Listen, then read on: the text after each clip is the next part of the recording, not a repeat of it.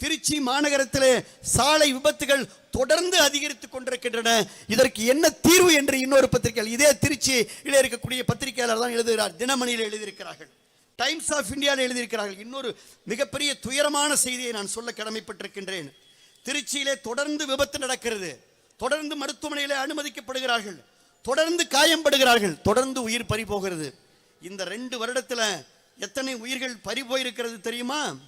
சாலை விபத்துகள் தொடர்ந்து இங்கே நடக்கின்ற காரணத்தினாலே திருச்சி மாவட்டத்திலே மட்டும் கடந்த 2.5 ஆண்டுகளிலே 1839 பேர் உயிரிழந்திருக்கிறார்கள். இதை பெரிய செய்தி வேண்டுமா? இதை விஜயபாஸ்கர் புதுக்கோட்டையிலிருந்து வந்து சொல்லவில்லை. திருச்சியில் இருக்கக்கூடிய பத்திரிகையாளர் அரை பக்கம் செய்தி எழுதியிருக்கிறார். என்னுடைய நெஞ்சுரத்தோடு எழுதிய அந்த செய்தியாளருக்கு என்னுடைய பாராட்டுக்களை தெரிவித்துக்கின்றேன். மாவட்டத்தில் 2.5 ஆண்டுகளிலே அதிகாரபூர்வமாக 1839 பேர் உயிரிழந்திருக்கிறார்கள். மலைக்கோட்டை ஐயப்பனுக்கு மலைப்பா இருக்கிறது, சீனிவாசனுக்கு அதிர்ச்சியா இருக்கிறது, மகளிரணி வனிதாக்காக்கு ஷாக்கா இருக்கு. நீங்களே பாருங்க, பத்திரிகையில வந்த செய்தி.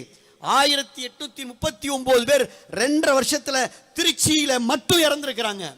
கிட்டத்தட்ட 52.5 ஆண்டுகள்ல 56 கோடி ஃபைன் போட்டுக்கிறாங்க. அந்த பணம் எங்கே இருக்கிறது? யாருக்கு பயன்படுகிறது? இங்க இருக்கக்கூடிய பத்திரிகை ஊடகத்துறை நண்பர்களை பார்த்து கேட்டுக்கிறேன்.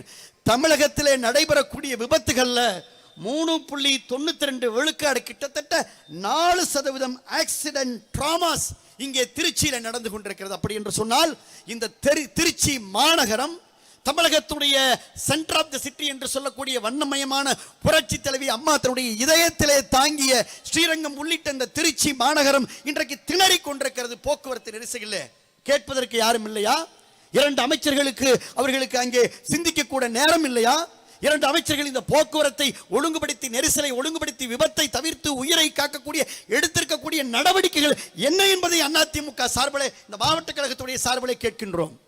1839 உயிர்கள் இந்த மாவட்டத்தில் 2.5 ஆண்டுகளில் பறிபோயிருக்கிறது என்று சொன்னால் கிட்டத்தட்ட 4000 உயிர்கள் திருச்சியிலே மட்டும், விபத்திலே மட்டும், ஆக்சிடென்ட்ல மட்டும் திருச்சியிலே இறந்திருக்கிறாங்க. ஆக இவ்வளவு பெரிய நெருக்கடி. அழகாக மாவட்ட செயலாளர் கருத்தை சொல்லியிருக்கிறார். பஞ்சப்பூரில் இருக்க திறக்கப்பட்ட பேருந்து நிலையம் செயல்படவில்லை, ஆக்கப்பூர்வமாக அங்கே பணிகள் நடக்கவில்லை, எந்த கடையும் திறக்கவில்லை, எந்த வண்டியும் வரல, எந்த லாரியும் வரல, எந்த வாகனமும் வரல, எந்த கடையும் அங்கே திறக்கல, எதுவுமே நடக்கல, எதுவும் கிடைக்கல. ஆனால் பேருந்து நிலையத்தை திறச்சாச்சு. மிகப்பெரிய சிலைகள் பெருசா உயரமா இருக்கு.